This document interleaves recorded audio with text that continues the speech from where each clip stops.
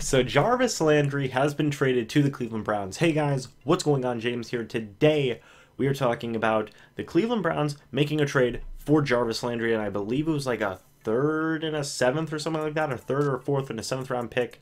I'm going to say it was a third and a seventh for Jarvis Landry. That's pretty insane. Jarvis Landry obviously has the franchise tag. The Browns can rework that deal.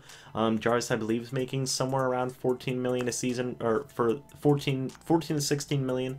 They're obviously going to give him more money. A lot of people peg Jarvis Landry as kind of a slot receiver-esque kind of guy, and the video that I'll be uploading here within the next hour, because there's a lot of videos going up on Sunday.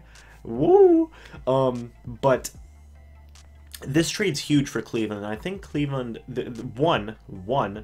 shout out to Sashi Brown. Everybody doubted me when I said, oh, why the Cleveland Browns could be good. Sashi Brown, you know, like, what the heck, why'd you fire him? Everybody called me out on it. Everybody said, James, you don't know Sashi Brown, he kind of sucked.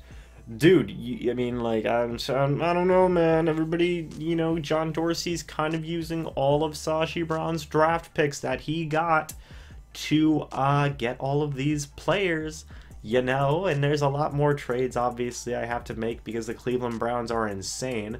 But this trade was huge, you know. Think about this wide receiver group now. This is probably one of the better wide receiver groups in the league with Josh Gordon, Corey Coleman, and Jarvis Landry. That oozes potential. That literally oozes potential. Like, it's disgusting. It's gross. They need to stop oozing everywhere. I'm gonna stop using that word now. But regardless, this wide receiver core is insane. Whoever the starting quarterback for the Cleveland Browns is going to be, spoiler alert, it's probably going to be Tyrod Taylor. They're going to have a great time because this wide receiver core, you know, you have your solid number one in Josh Gordon. Josh Gordon's phenomenal. Dude's ripped. I don't know if you guys have seen Josh Gordon lately. Dude's ripped.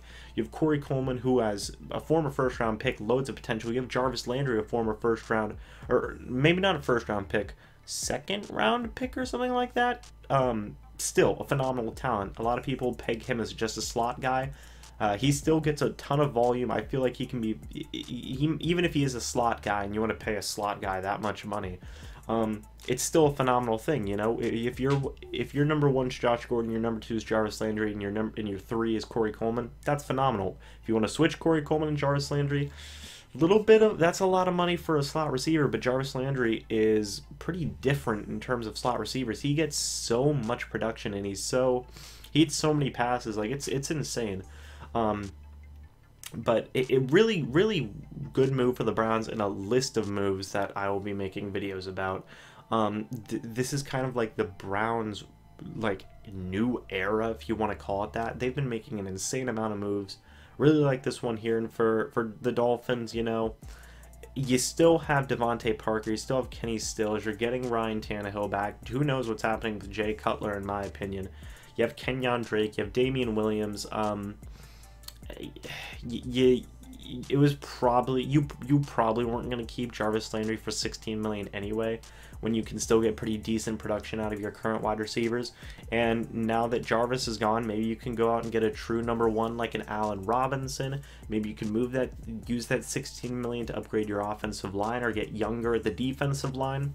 Maybe you can maybe you can extend a couple of guys, like maybe keep Jay Cutler around as a backup just in case. You're obviously getting Ryan Tannehill back, which is pretty good. So really, the Dolphins get a little bit of some financial flexibility in this trade, and Cleveland gets a pretty darn good receiver. I kind of agree with the sentiment that he isn't really a number one. He's more of like a two or a slot guy. Even I would kind of agree with that. Yes. But I still say it's a phenomenal trade for Cleveland. You know, Tyrod Taylor is going to have a really fun time, and it makes Cleveland appealing, you know. They have that really good offensive line. They have David Njoku now. This offense is looking pretty darn good, guys.